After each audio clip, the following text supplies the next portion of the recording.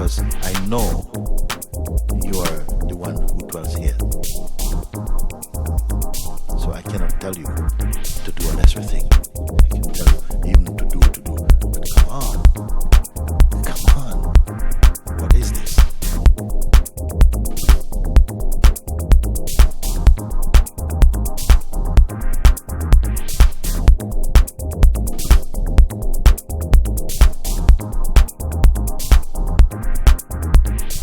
I remember the day exactly in the park where it came so clear. And praying, I don't want this anymore. I know that this has to stop. And please just give me the strength. And you are happiness itself.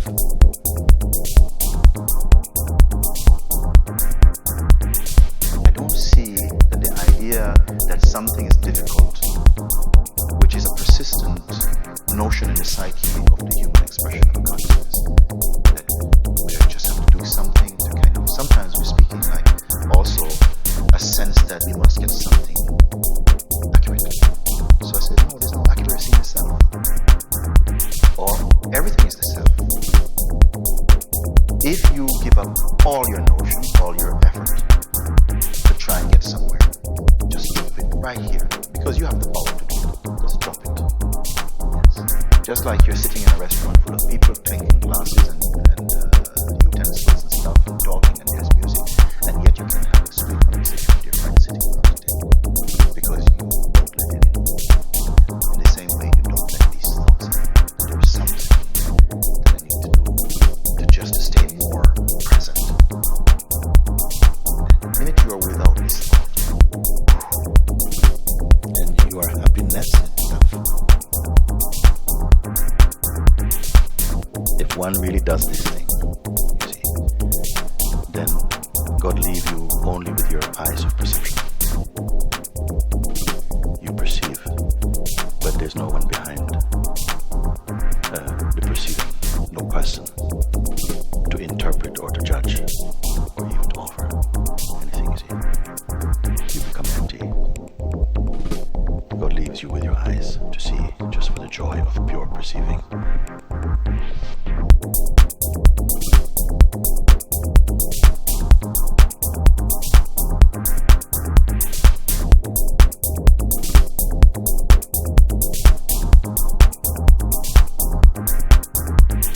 When you've left everything behind, then you are in great power, great strength. You left everything behind. You're breathing a different kind of oxygen.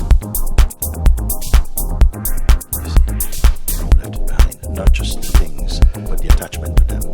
Because the things in themselves is innocent. But the attachment to them, what they come to represent and mean for your mind, that you have surrendered this thing. And you have to keep on reminding yourself that it is so. But still you have to use your mind in practical ways. You have to live. You have to be able to communicate with other beings. You have to do what life compels you to do. But still inside you remain in total serenity and peace and detachment. And so you'll grow in fearlessness, in clarity, in purity, in wisdom, in love, in openness.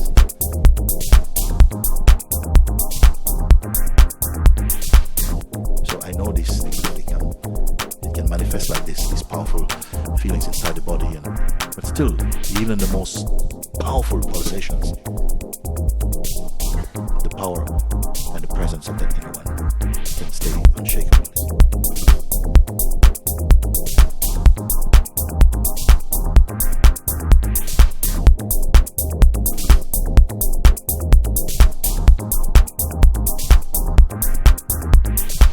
And you are happiness itself.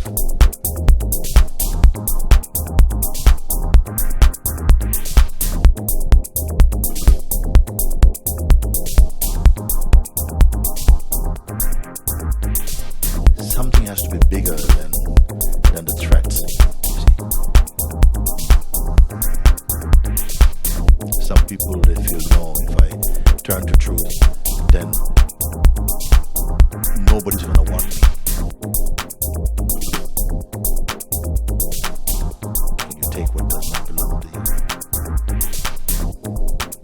speak it if it belongs to you.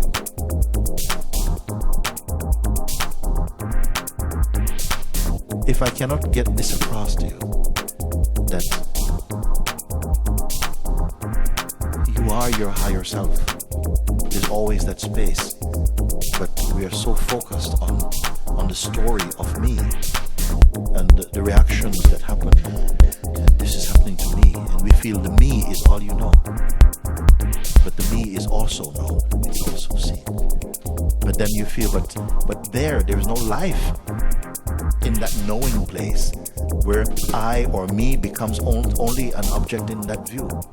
But that's only another assumption. You have not tested that water.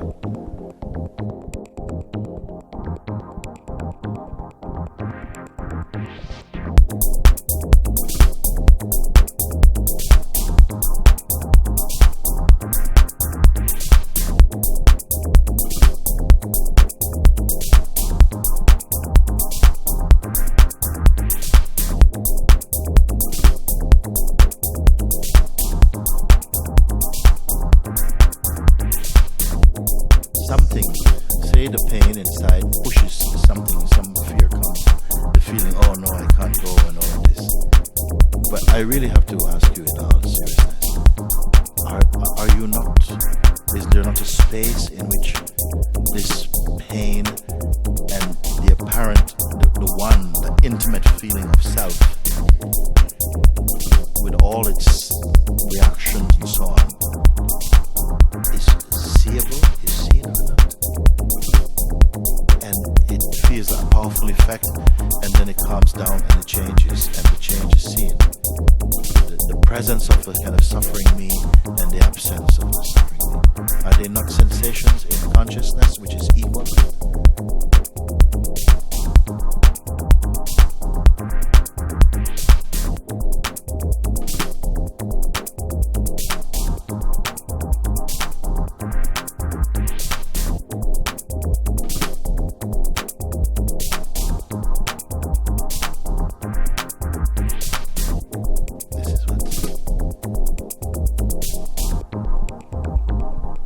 So my answer is simple.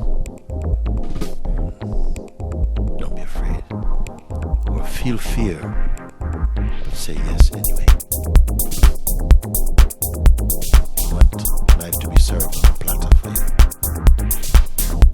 We want so much, we want everything, but offer so little of ourselves. No, you must be bold, you must be strong.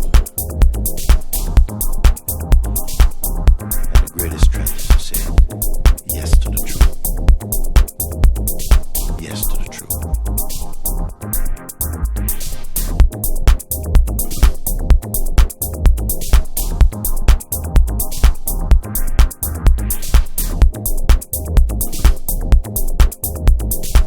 And you are happiness itself.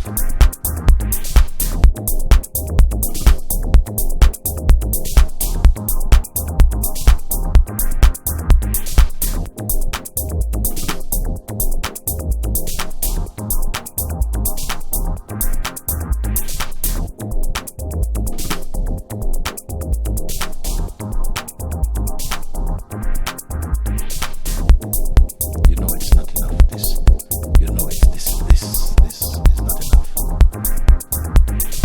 But you're afraid to find that which is more than enough, which is no distance from you, except the distance of a thought or some concepts which you momentarily treasure and give value to. And it's not a blame, but it's a mighty invitation.